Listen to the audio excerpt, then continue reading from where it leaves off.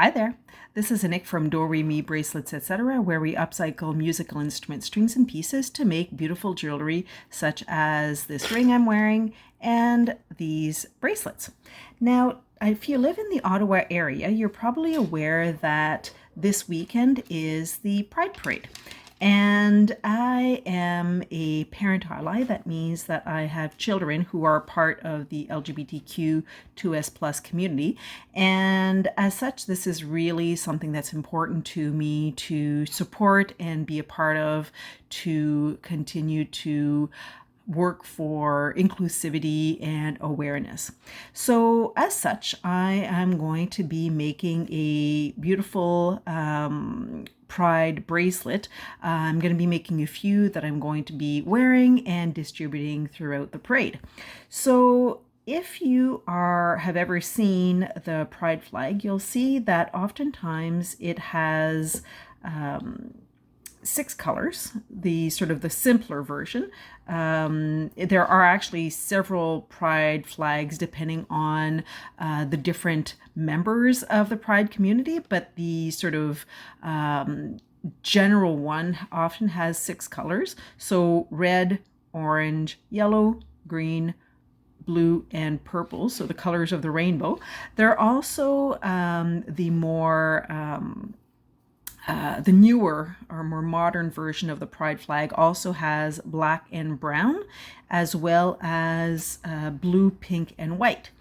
Now, the different colors of the Pride flag actually have different meanings. So the red is for life, the orange is for healing, yellow for new ideas, the green is for prosperity. The blue is for serenity. And the purple is for spirit. And as I was talking about earlier, the black and brown in the more modern version of the Pride flag is meant to represent people of color, whereas the blue, pink, and white are, which you'll actually see here, are meant to represent trans people. Now, today I'm going to be making very simple Pride bracelet that includes the 6 basic rainbow colors, and I'm going to be making it into a bangle style bracelet. Now, just trying to get the shape here. A bangle style bracelet, if you've seen in a previous video of mine, is a bracelet that is meant to slip over your hand. As such, be able to slip it over your hand, be able to stay on your wrist. And the average size of a bangle style bracelet is usually about 8 inches in diameter. So my hand is actually that size, so I'm just using it as a rough measuring tool so that I don't have to necessarily get my ruler out.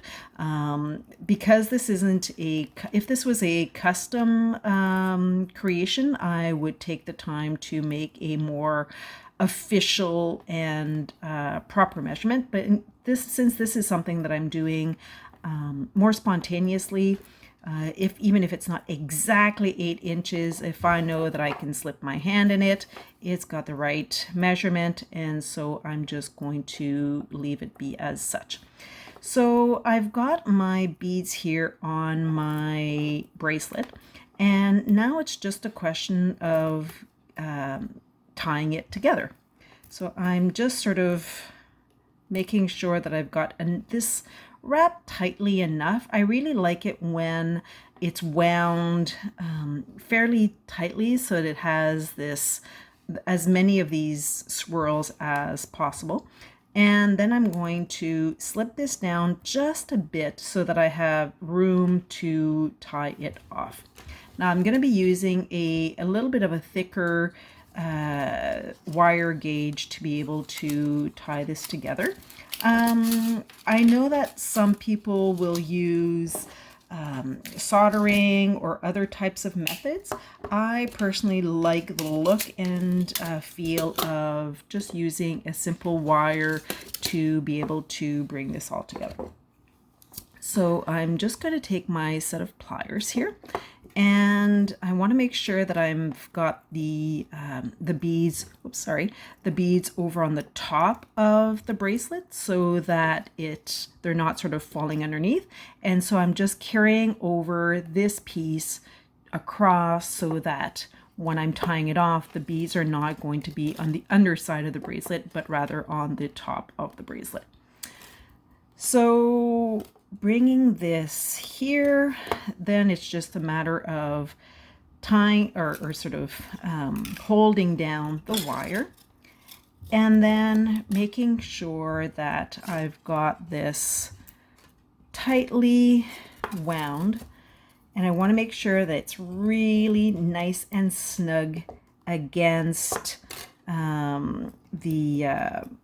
the other piece of the wire, because if it's not, if of the guitar string, did I mention this was made from guitar strings? I guess I forgot that part. So that when it's moving around, see, if I don't have it nice and tight, it's just going to move around. So I've got to unwrap this. Sometimes it's a question of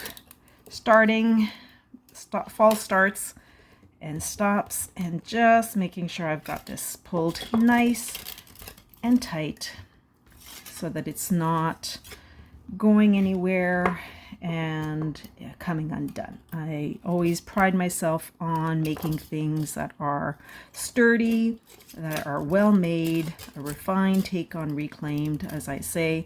So this is part of the process. If I need to undo it to make sure that it's done properly, this is what I will do. Now, as you see, I mentioned earlier that I'm using a thicker wire gauge.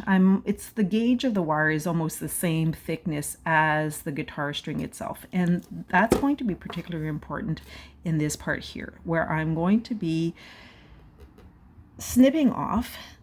So really not going to be losing that much. So out of all of the guitar string, this is a piece that's maybe about 2 inches that I'm actually going to be losing.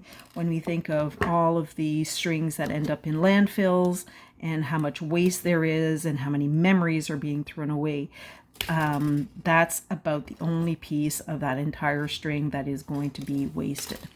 So I think that's really fantastic. So here, I don't know if you can see that there's a piece of the guitar string that I just cut off that's going to be sticking out. So the idea here is that as I am wrapping the bracelet, or the guitar string in this case, which is becoming a bracelet, I'm going to have it really cover that the piece. So the wire will actually protect from that, from catching or from scratching the wearer from this that piece, so that it's not sticking out and stabbing anybody as such. And so just finishing off, now I want to make sure that when I cut this end piece of wire, okay, and this rest of the wire I will be using for another creation later on. That will not be thrown away. I want to make sure that I've got it on the top.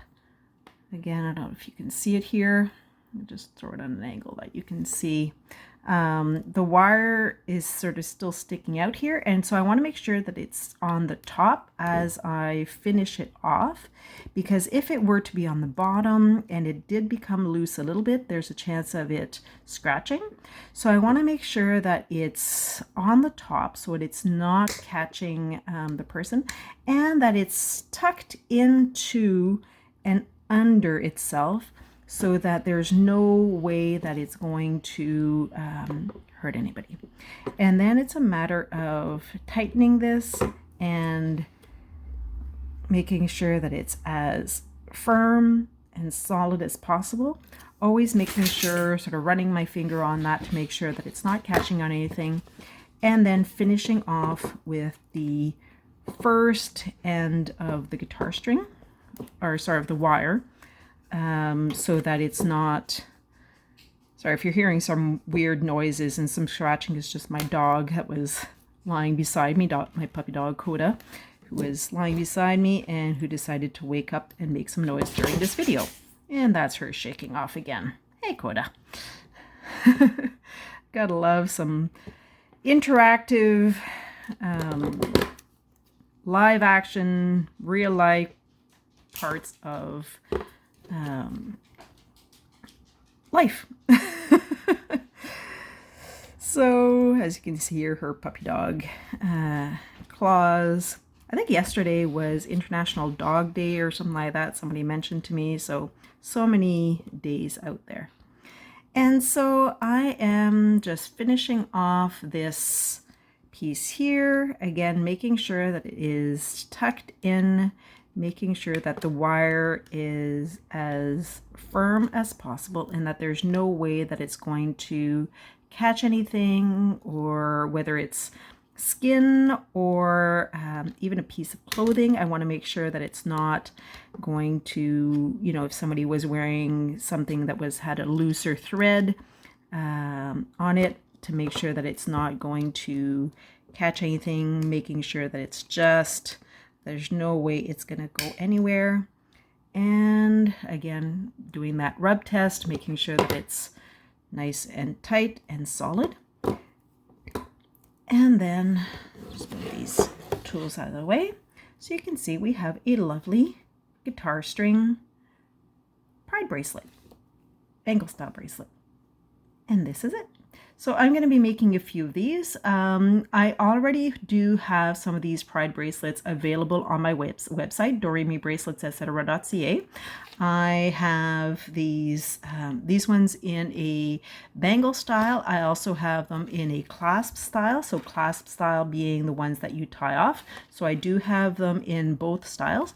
I have some of these Trans Pride. I have a few other flags available currently on my website. And if ever you don't see your flag, be sure to contact me. I am always more than happy to make custom creations for anybody. So the flags that I currently have are flags that have been requested. So every time I get a flag requested, I add it to my website. So if you haven't seen it yet, it just hasn't been requested, but I'm more than happy to create that for you.